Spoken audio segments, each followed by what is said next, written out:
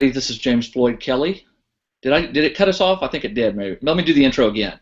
Go for it. And boom. Hey everybody, this is James Floyd Kelly. I'm here with my friend Eric Wex, and welcome to episode 9 of Novel Ideas. Woohoo! Today, yeah, woohoo! 9. We're almost there. The magic number 10. And by the way, let's come back to that magic number 10. All right. Somewhere. All right, Okay. we'll do that. Today, guys, we are going to be talking about emotion. Let me get emotionally developed, Compelling characters. Well, that could be developed too. Sure. So, Eric, let me go ahead and tell you this, because when you mentioned that topic to me, I posted a review of Rubicon, and I was very specific in stating that one of the things I love about your stories is that it's not about the technology, it's not about the politics, not about the spaceship battles, although that stuff is good. It's these characters that I am drawn to. There are characters that I despise, there are characters I love, and there are characters, Eric, that I'm really not happy about with you, because we're going to put a spoiler alert right here at the front of the video. Yeah, let's put a spoiler alert. Do not watch this if you have not finished or started Rubicon. Yeah. Or Banks of the Rubicon. Don't do it. Stop watching right now. Cut it off. Don't do it.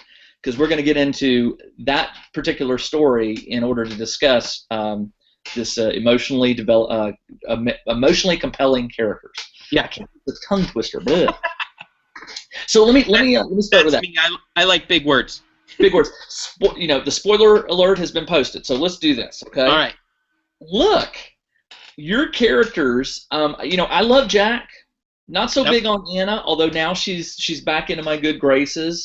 I love Jonas. He's a really strong. I mean, his character is very well developed in the book, and I like where he's going. But I'm going to go ahead and throw this out there, Eric. You got me hooked on one particular character, and I'm not even going to say their name because we might get some people who are sort of coming in at the last minute. Yeah. Spoiler alert here. There's one particular character that I was really fond of, and you killed him off. And he was. I considered him to be a well-developed character. I felt like I knew him.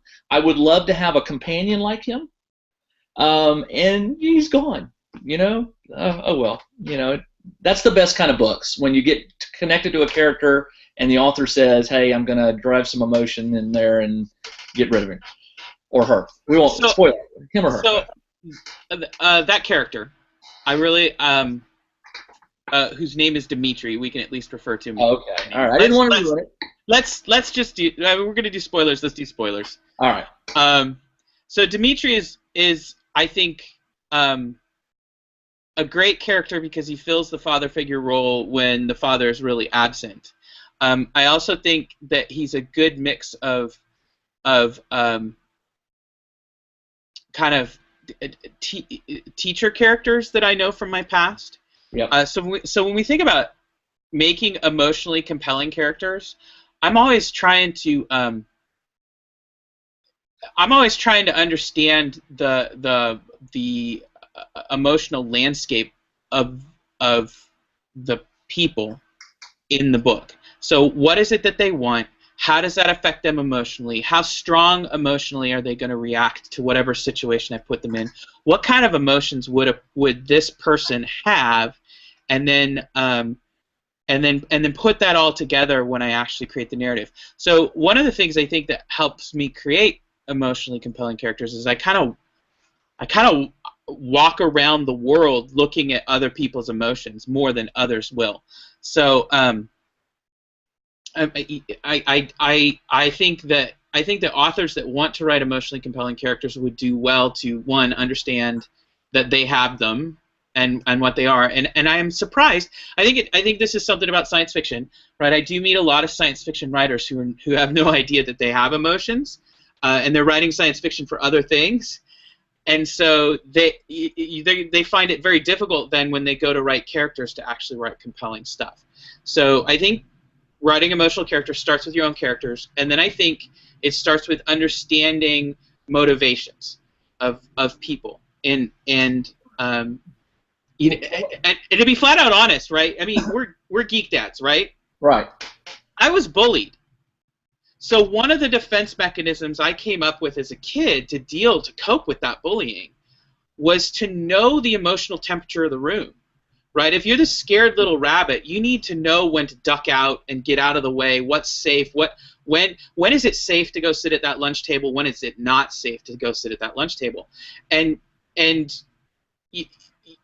that sixth sense helps me kind of walk into a room and take the emotional temperature of the room. And it's got, you know, I'm not recommending that as a way of living life. It's got real downsides to it, right? There's real bad stuff that comes with that. But that is one of the skills I developed, and I think that skill is then what I take into my characters, is knowing the emotional temperature of people and how they're likely to respond into a situation. I think is what makes things work. Well, I'll tell you what, I want to talk about some of the other characters, but just to close out Dimitri. Yeah. As a reader, I understood why Dimitri had to go. Jonas cannot come into his own. It's a standard. It's not a cliche. It's a standard way the universe works. In order for the young to come into their own, the old have to go away. And so I respected that. I just was like, you know, being an older, I'm not in Jonas's age group. I'm in Dimitri's age group. No joke. I liked Dimitri. I felt like, oh man, if I could have had a Dimitri growing up, seriously, today. But you know what? Let's talk about the other emotionally compelling characters. Obviously, there's a bunch. Jonas has worlds of problems dropped in his lap. Yeah. Jack's, you know, fighting for his life at the beginning of the story, and then all of a sudden he's discovering that he's been uprooted and put back out in the street, so to speak. I really kind of flipped the narrative, right? In that that's exactly what happens to Anna in the first book. It did. And it really then did. It happens to Jack in the second, which allows the relationship to equalize power-wise and allows them to become a team by the middle of the book. So that's so funny. That is funny because that's exactly when I was reading it, I was thinking the exact same thing. I was like, wow.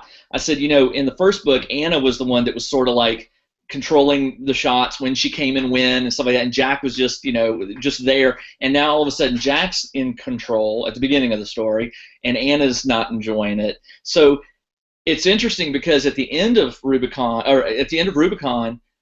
it looks like things are sort of going back the way they were. So it's going to be interesting to see what happens with Anna. But let me ask you this about Jonas. Jonas has a big brother. Yes. And big spoiler here, you know, Jonas's brother is now king. Right. But he's a king he's not so much a king in exile, he's a king in hiding, I guess you could say.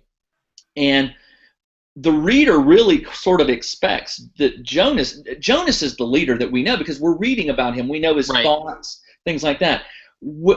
How in the world did you decide to why did you decide to make Jonas a second tier, a second prince, and not the primary prince? I think so. So for me, characters are always more interesting when they're not the center of attention. I actually find the people who are kind of behind the scenes a little bit more interesting, and more heroic.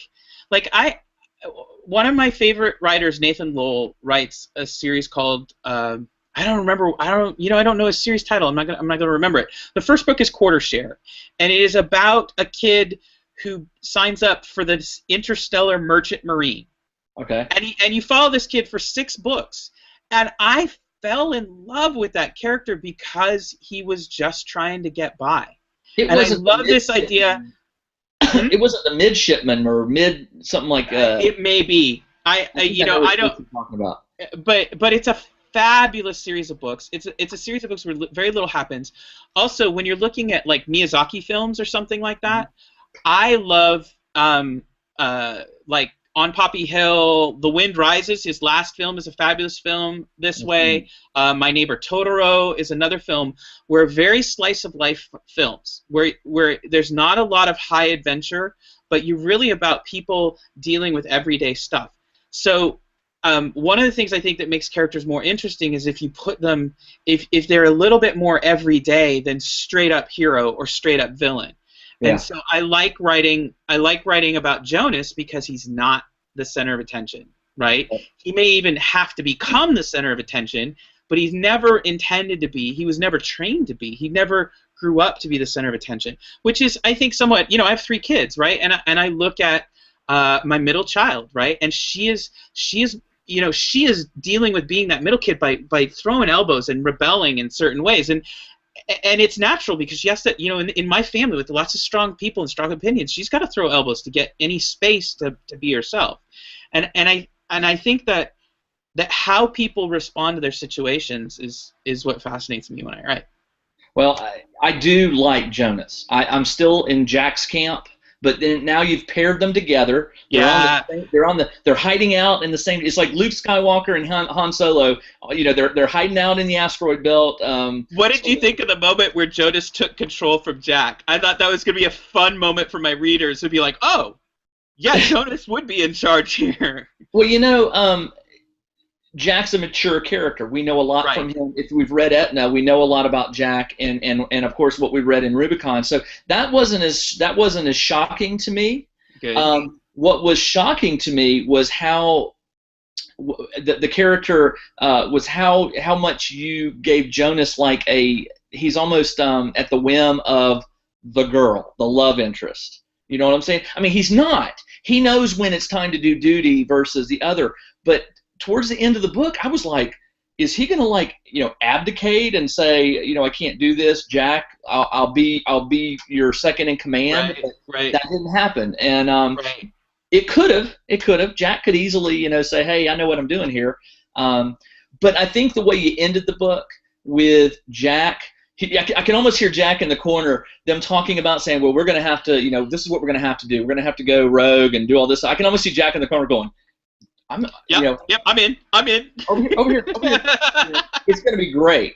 Now, let me tell you this. Another character that really sparked an interest in me, but I don't know enough yet, is you call her Little Joe. I call her Josephine. Now you say call her Little Joe. She's a great character, but you only get little bits and pieces. She is, but she's also a very difficult character to actually flesh out. And this gets into something that's really fascinating. Characters are easier to flesh out when they're a mixed bag and they're flawed. They become much more difficult to flesh out when they are so insightful.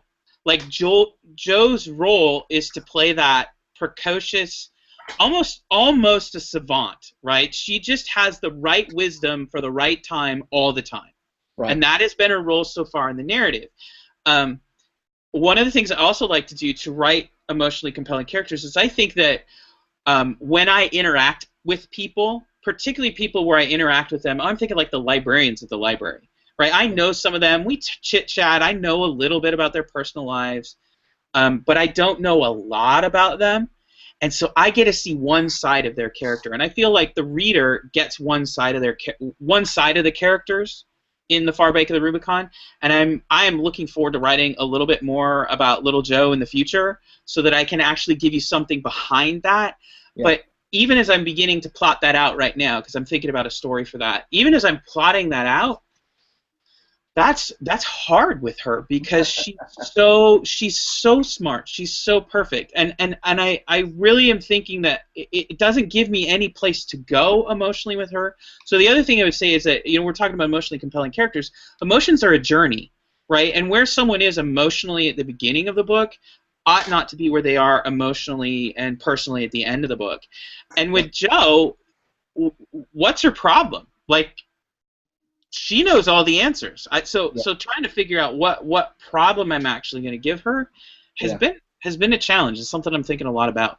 I will side with you that I can't imagine writing a story that revolves around her because she's so intelligent, and it's almost like I get it. You've written a character who knows a lot more than she's letting on, and I'm picking up on that.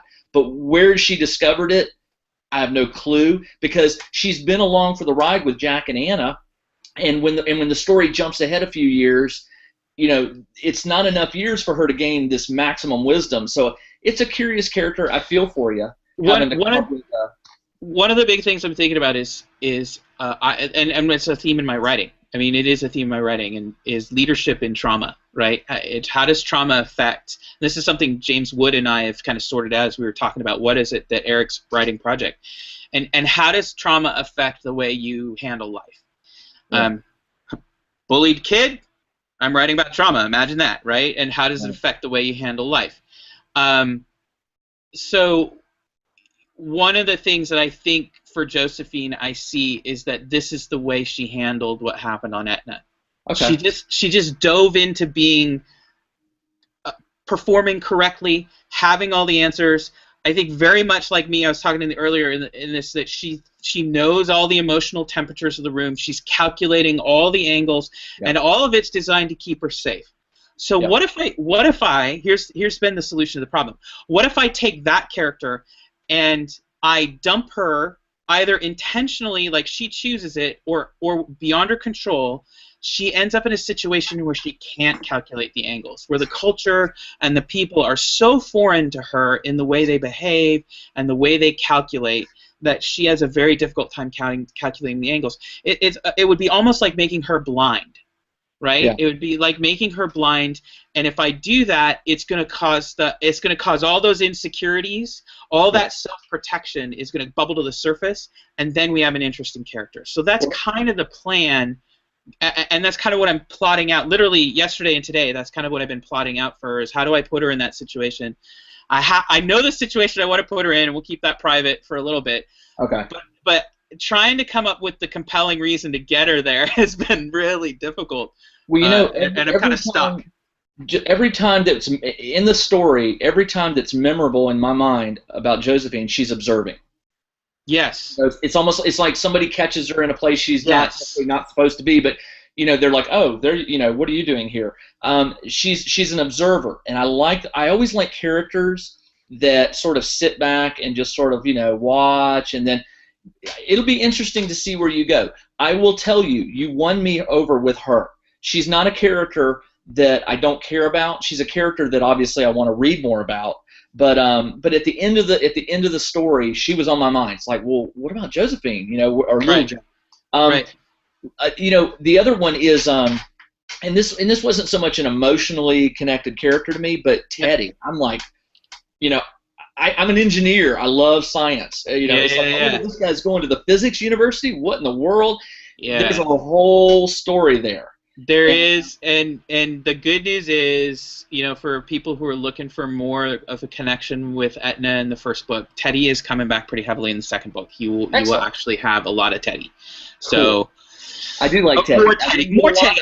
I've got so many characters that I'm juggling in the air that I had 100,000 words. I don't know if you get enough of anybody. And to try to make them all emotionally compelling has been very, very difficult. Well, no, if you had tried to cram in another 20,000 words to give Josephine and Teddy their moment in the sun, it would have felt forced. It would have been padded. So to me, it is understanding the emotional temperature of people, and then pursuing that, and combining that with faithfulness to good plotting, right? Like, so it is this tension between the two for me, right? Like, I can't let character overwhelm plot, and I can't let plot overwhelm character. So I feel like I'm best when I'm pulling hard at both, and I'm feeling stretched for both. Is probably where I get my best narratives out of it. Well, I will tell you this. I enjoyed Rubicon. I've said it before. It's a great story. I'm really. You sent me a copy of. Oops, that means our time's up. But we're going to keep going for a minute. You sent me a copy of your short story collection. And I'm interested to see what you would do with the short story collection, because the short story collection really is where I got into the emotional depth, because I feel like I'm moving at such a pace in the Rubicon that I can't slow down and actually deal with people in the way I like. So I wrote those short stories to be able to unpack some people that I wanted to unpack that I couldn't in the. I got that book in the mail yesterday. I haven't started. How many stories are in it? There are 4 stories. All of them relate to the narrative of the Rubicon. So if you've read the Rubicon, it's a great place to read next. Okay. And 3 of them have already been published. So they're Taylor's Watch. Start with Taylor. Well, start from the beginning, but you'll love Taylor's Watch. Taylor's Watch is right up your alley. That one I call Die Hard in Space. Die Hard in Space. Okay. And there is another story called He Dug the Grave Himself, which is probably my most intimate, most kind of compelling story. That one, let's put it this way. My friend Jason Gurley, who we tease him, those of us writers who know him, we tease him, call him the writer of sadness. Mm-hmm. That's the one of my stories that he likes the best. Okay. So it's the most it's got the most pathos in it. It's got a the most sad title. Yes. yeah, it's a good story. It's a good story though. It works. Right.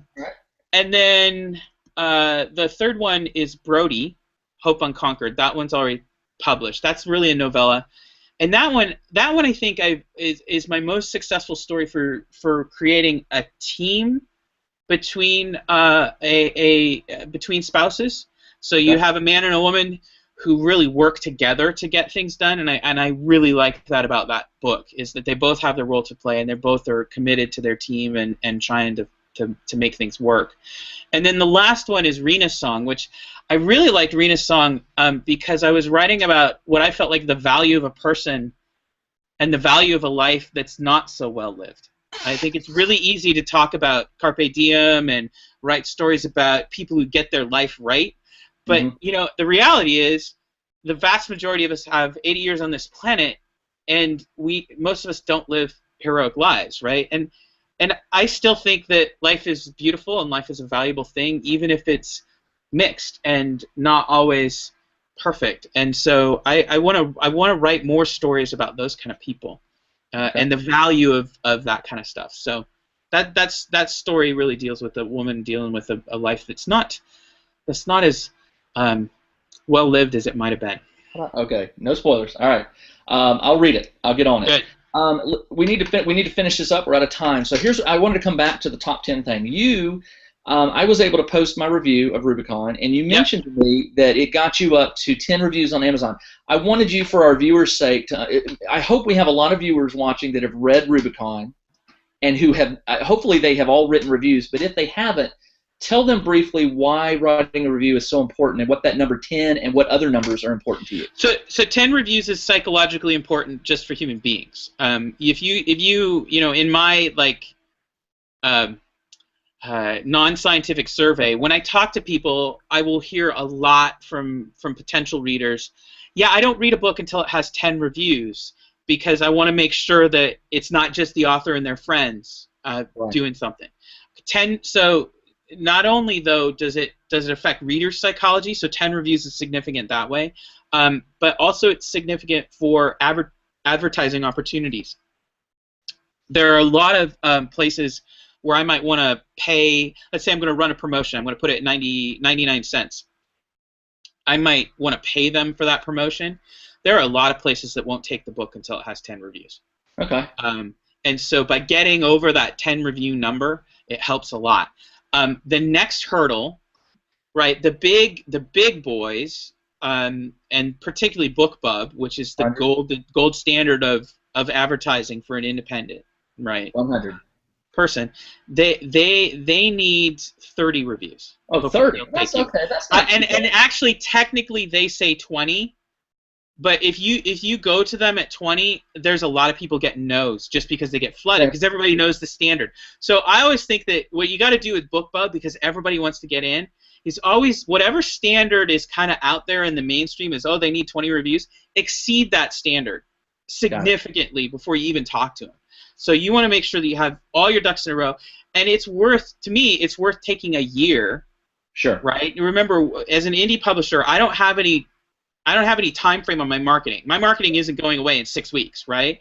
So if I need to take a year as a new author to get built up to that level where I can actually get to BookBub, it's worth doing. So. Well, I'll tell you what, readers, viewers, if you have read Rubicon, please go out, take a minute, 5 minutes, an hour, whatever it takes. Give Eric some love. Write up a review. If it's a 3-star review or a 4-star review, if that's what you feel, fine. Eric wants the reviews. He needs the reviews. He's explained it. I was happy to review Eric. I'm sorry it took more than a week or two longer than I expected. I should have had it up sooner. I was actually holding out, but I wanted to be number 10. I was waiting for number 9. No, I'm kidding. I'm kidding. I wasn't watching. But I am happy. That makes me feel nice that I got you to the 10. So there you go. Yep.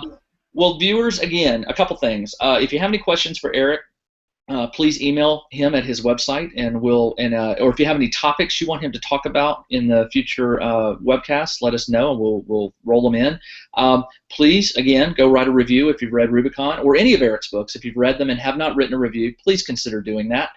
And Eric, we already kind of know what we're going to talk about next week, right? We do. So You go wanna ahead. go? I'll let you explain it. Okay. Eric is going to be hosting a con. I a am. convention. I'm creating my own convention. It's in Portland. Portland, right? It's in Vancouver, which is a suburb. So Portland metro area. For the rest of the country, who's not local, it's in Portland. It's that way to For me. those people who are, yeah, exactly. For those who are local, it's in Vancouver. So Vancouver, Washington, that is, not Vancouver, British Columbia. So. Well, let's not share any spoilers or reviews. Let's talk about that next week. Cool. We'll talk about the convention next week. I think that's pretty cool. Well, listen, viewers, thank you for joining us again. Next week, episode what? 10. Woo! This is a big one. Psychologically, the viewers. Right. It's important. It's very important.